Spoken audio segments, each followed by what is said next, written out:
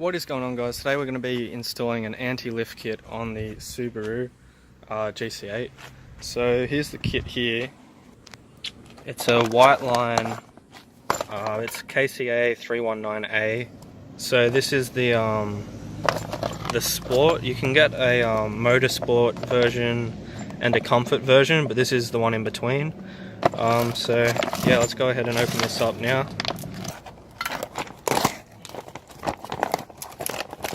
So in the kit there is two of these. These are the actual bushings that go into the car. There's everything laid out. We've got the instructions there. We'll follow. I'll have a read through there, but I think it's pretty easy. We just pretty much undo the one bolt that connects this to the lower control arm, and then there's two bolts that hold this piece onto the chassis. So it shouldn't be too hard. But yeah, they've got the top left and the top right bushings there, the lubricant, and we've got our two nuts, and these are the washers. I'm not sure where they go, I'll have to look at the instructions. And they also included a Whiteline sticker, so let's get started. Alright, so here it is underneath the car. I've already taken the two bolts off this and the bolt that holds on the actual bushing to it, but I think we might have to take off this transmission mount, or we could undo this and try and drop down the control arm a little bit to slide this off, because it's stuck there at the moment. But yeah, I'm gonna do the same thing on the other side, and then I'll come back.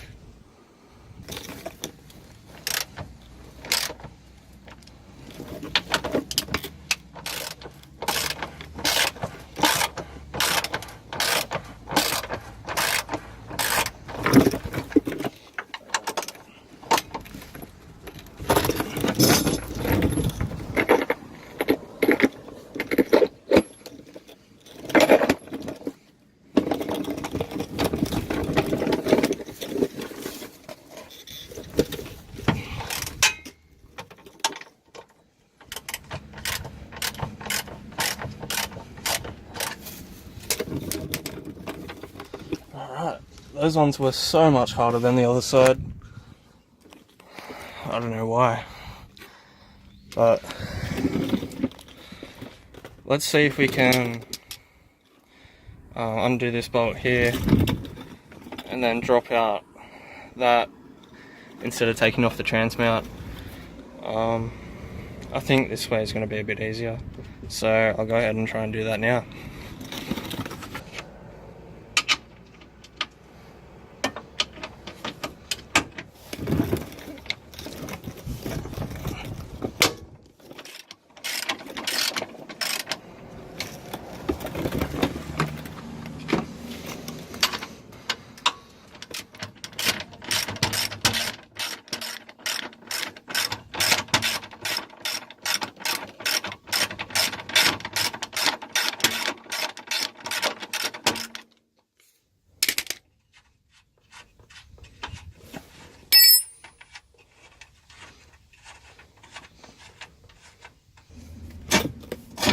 Alright, so we got it off there.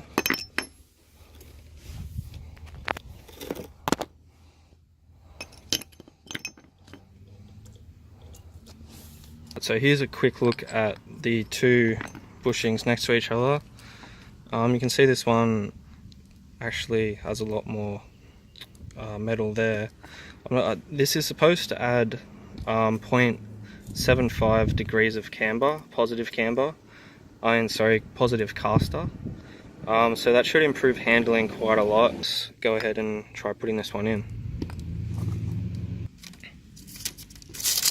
Alright, so the instructions say to lightly grease any contact that the bushing makes with the metal. So I'm just going to rub it sort of all over the sides of it. I'm pretty sure that's what you have to do. I'm not too sure, but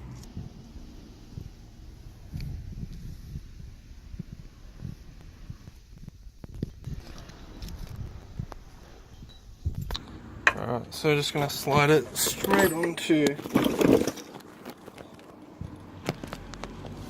We're just going to slide it straight onto here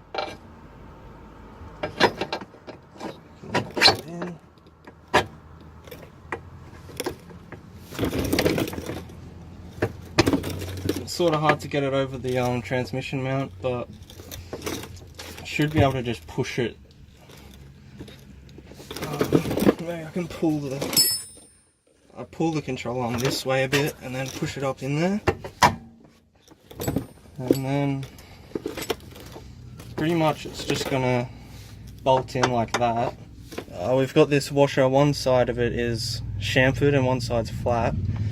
It says to put the chamfered side towards the new bushing, and then they give you a new lock nut, so that goes on top of that.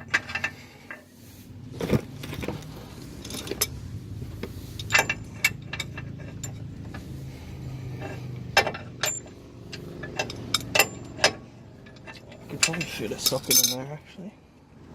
I think it's a size 21. Oh. Bolt that they supply is actually a 24mm bolt.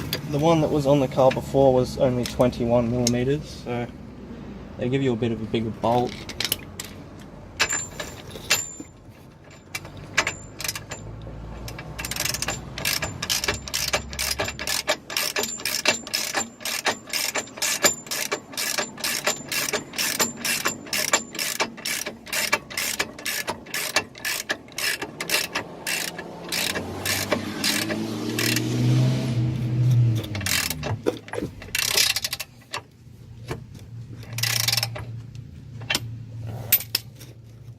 So let's first put this bolt that we took out from up here, I'll put that one in now, and then we'll put in these other two and line the wheel up.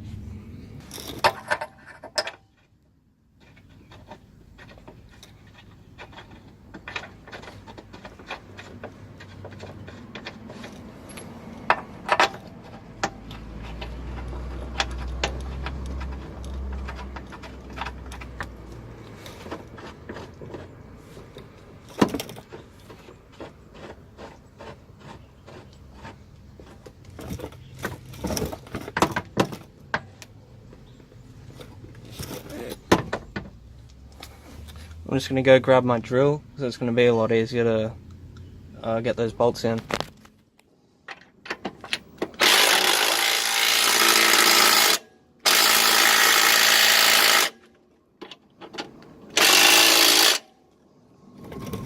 Alright, so I'm pretty much finished now. I'll take you guys under. We've got that side all tied up. Everything's looking pretty good. And there's that bolt that was a bit hard to get in. I had to actually use the jack and push this up a little bit to get it to line up, to get the bolt through, so I used the jack for that bit, and I had to take all this off to get that back in. So if you're doing this at home, before you tighten down any of these bolts here, make sure you've got this one done first. I think it's a lot easier to do it that way, because it took me a lot longer because I had to undo that, and then I undid all these and then put that back on, and then I tried doing that, so I had to untighten stuff. But there's the other side, it's all looking good as well, everything's back together. So let's drop it on the ground and see how much caster we've actually gained from this.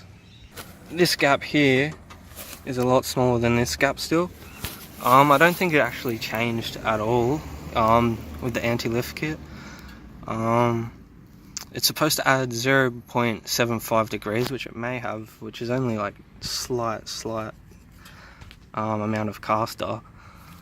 But I just took it for a drive, and it seems to, you can go a lot faster around the corners with this kit installed, so that's probably the main reason people do this. But I was looking for more caster, so the wheel is in the actual center. I'm not sure if this is like how it's supposed to be, or if it's actually supposed to be in the middle, but I want to lower the front a little bit more, and if I do, I'm pretty sure it's just going to start hitting in on this bit, because it's really close on that section, so I'm not too sure what to do. But this side's the same, it's really close on the inside of the fender, but on the bumper there's a massive gap. But anyway guys, thank you so much for watching. If you did enjoy, please do hit the like button and subscribe for more videos. But yeah guys, I'll see you in the next video.